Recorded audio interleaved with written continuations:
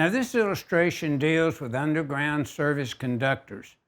Now again, in Article 100 of the NEC, an underground service conductors, they're identified and they're utility related type conductors.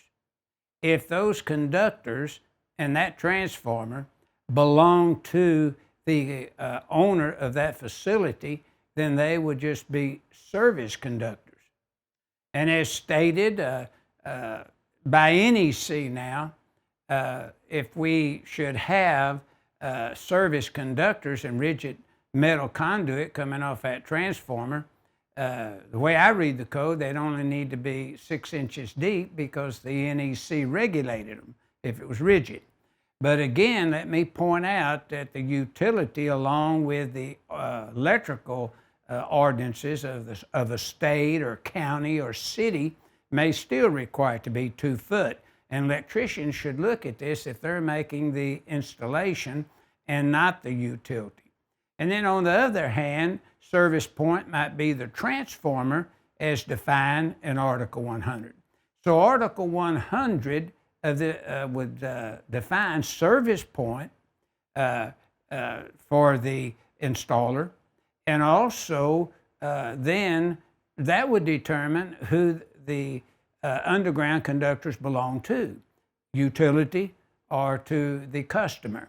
Now notice that the routing of the lateral, and it states lateral, so that means the utility owns it. They hit the transformer, or excuse me, the meter which they own, and then they nipple out of that, they hit an auxiliary gutter, and they place 6 disconnect switches, which is legal by the code. Now notice that auxiliary gutter that's mounted there, by definition, is it a gutter, is it a wireway? Exactly what does the city, state, or county require to be identified as? Notice we have the sections there, 376, representing a wireway. If it was an auxiliary gutter, it'd be 376, and if it was say a wireway, it could be 366 or 376, depending on which one of those regulated. So you're looking at 366 or 376, and an auxiliary gutter and a wireway is designed basically in the same manner with just a couple provisions if it was a auxiliary gutter. Notice if it's an auxiliary gutter there, you could have bus bars in there and have each one of those switches with the conductors terminating to the bus bar. But if it was a wireway, then you couldn't have those bus bars in there. Typically speaking, if we reviewed 366.12 item number 2, and say from the right, last disconnect to the right, if that auxiliary gutter, say, extended more than 30 foot from that last supplemented switch, it would be considered a wireway by definition.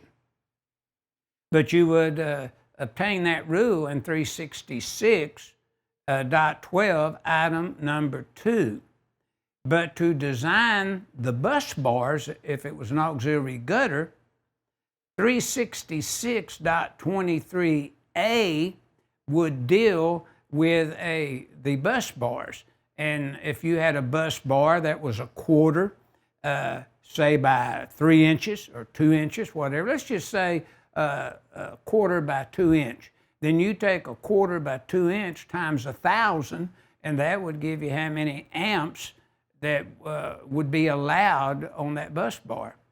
If it was aluminum bus bar, you take a quarter by 2 by 700, and that would tell you the continuous amount of amps that bus bar would be able to handle without overheating. So there, that's kind of an advantage there when you review a gutter or a wireway in accordance with 366 and 376 of the code there. So kind of keep that in mind. Then the number of disconnects that you see there in 230.90A exception 3, say that we had 700 amps of conductors coming into that gutter there, say it's a gutter.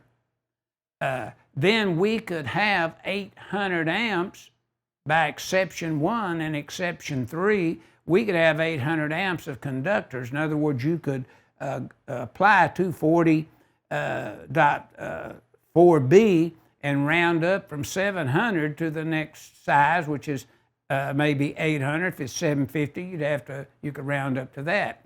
But say that you had 700 amps of conductors coming into the gutter, but each one of those switches supplied loads like compressors, motors, welding areas, where the inrush current was really high on that equipment.